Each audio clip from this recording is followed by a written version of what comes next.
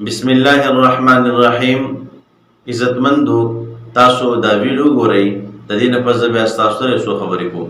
بیا چې کوم دی هغه د یو روډ الته کې افتتاح کړی ده چې په هغې باندې 4 ارب روپۍ خرچه ده، 4 ارب روپۍ خرچه ده او روډ چې کوم دی 4 کیلومیټر دی، یو بای پاس دی، خو په هغې کې به چې کوم دی ډېر قیمتي زیورات لګي، په هغې کې به چې کوم دی ټایلونه، مړه سنگي مرمرو، هغه قیمتي کاڼي به ورله راځي چې هغه به چا نه وي لیدلي. د دې نه مخکې چې کوم دی حکم د یهودو ایجنټ یعنی سابق وزیر اعظم عمران خان هغه چې کوم دی هم په 4 ارب 75 کروڑ روپۍ باندې چې کوم دی هغې د یو روډ افتتاح کړی وه چې هغه څو کې 31 کیلومیټر روډ دی جی، سکم 31 کیلومیټر روډ په 4 ارب روپۍ باندې جوړ کړی و هغه.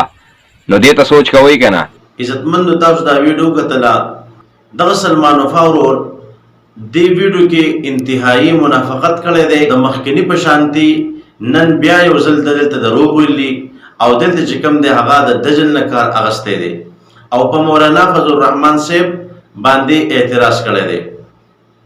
یو څو ورځې مخکې دا په مولانا راشد محمود سمرو صاحب باندې هم الزام لګولی و او دروغ یې ویلي و او ما دته د دې هغه دروغ په ثبوت سره ښکاره کړي و چې دلته تا دروغ ویلي، خو د دې خلکو کار د دروغو د رښتیاو سره نه دی، د دې خلکو کار د عزت او د بېعزتۍ سره نه دی، خو د دې خلکو کار صرف د علماو سره د دشمنۍ دی او د علماو سره د بغض کولو دی.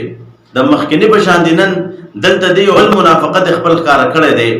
دا وایي چې په ډي ای خان کې مولانا فضل الرحمن سے کم میگا پروجیکټ افتتاح کړی دا نو هغه 4 کیلومیټر دا او باغې باندې خرچا 3 ارب او 63 کروڑ روپۍ راځي. بل طرف ته عمران خان هغه چې کوم د هم په میاوالی کې افتتاح کړی و په هغې باندې 4 ارب او 75 کروڑ روپۍ باغې باندې راغلی وي، خو چون کې هغه 135 کیلومیټر و. نو مولانا فضل الرحمن صاحب چې 3 ارب او 63 کروڑ روپۍ لګوي نو په 4 کیلومیټر باندې یعنې دا خو دومره ډېر ځای نه دی، څنګه به دې باندې دومره غټه خرچه راځي؟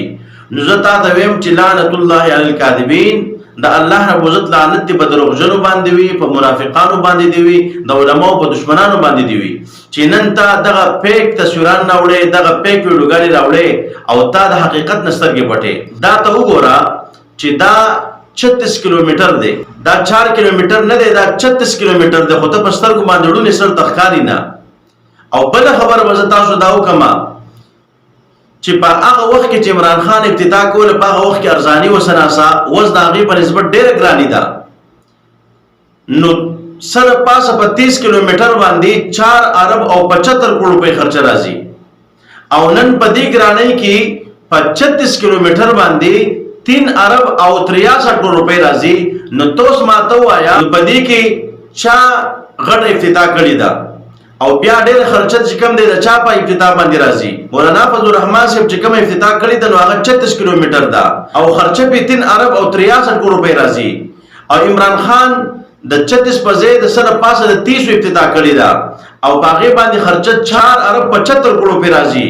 نو په دې کې چې کوم دی سره پاسه یو ارب خرچه سوا ده او ځای چې کوم دی کم دی. نو اعتراض په دې دی چې په مولانا صاحب مه کوه بلکې په عمران خان یې وکړه، په خپل لیډر یې وکړه. خو چونکې تاسو خلک منافقان یئ، تاسو منافقت کوئ، ستاسو کار دغه دی چې تاسو همیشه لپاره علماو باندې الزام ولګوئ، علما بدنام کوي. که علما یو ښه کار نه کوي بیا مې اعتراض کوي، که یو ښه کار کوي بیا به مې اعتراض کوي. خو داسې نه ده، په دې کې غلا هم ستا په مشر ثابتېږي، په دې کې کرپشن هم ستا په مشر باندې ثابتېږي چې د لږ ځای دومره ډېره خرچه څنګه راځي، حالانکې په هغه وخت کې ارزاني وه، نن ګراني ده او د ډېر ځای لږه خرچه راځي. دلته خدا الحمدلله د مولانا صاحب کمال دی، خو تاسو وړاندې په څه باندې پوهېږي نه. ستا کار څه دی؟ ته دغه پیران پرموټ کوه، د پیرانو اشتهارات چې کوم دی چلوه. مخکې د جان محمد سرحدي اشتهارات چلوله، په هغې دې پیسې حاصلولي، نن دې هغه بدل کو ځکه چې مونږ تا ته د هغې پیغور درکړی و. اوس تا علامه ابو احمد متوکل له هغې اشتهارات چلې او دغه رنګې په هغې باندې پیسې ګټې. نو پیسو ګټلو خو ډېرې طریقې دي، نو په دغه طریقو باندې پیسې ولې نه ګټې؟ ولې ته د علماو بدنامي کې؟ ولې په علماو باندې الزام لګې؟ ولې چې کوم دی وخت پوخ باندې بکواسات کې؟ ولې وخت پوخ باندې دروغ وې؟ ولې ستانه آخرت ير دی؟ ولې ستانه قبر ير دی؟ ولې ستانه مرګ ير دی؟ مخکې به دې قبر ته نه ورځې، آخرت طرف ته به نه ورځې. چا کم دروغ وې، کم بکواسات کې، کم د علماو بې عزتي کې، د جمعیت کسان ته درخواست دی چې دغه منافقانو ته، دغه دروغجنو ته، دغه دجالانو چې کوم د زما دا ویډیو ورسوي چې دا د خپل دروغونه، د خپل منافقت نه، د دجل نه، د دغه نه چې کوم دی بند شي او دا نور بکواسات چې کوم دی بند کی. الله رب عزت موږ له نیک عمل توفیق راکړي. الله رب عزت د علماو قدر زموږ په زړونو کې پیدا کړي. وما علینا الا البلاغ.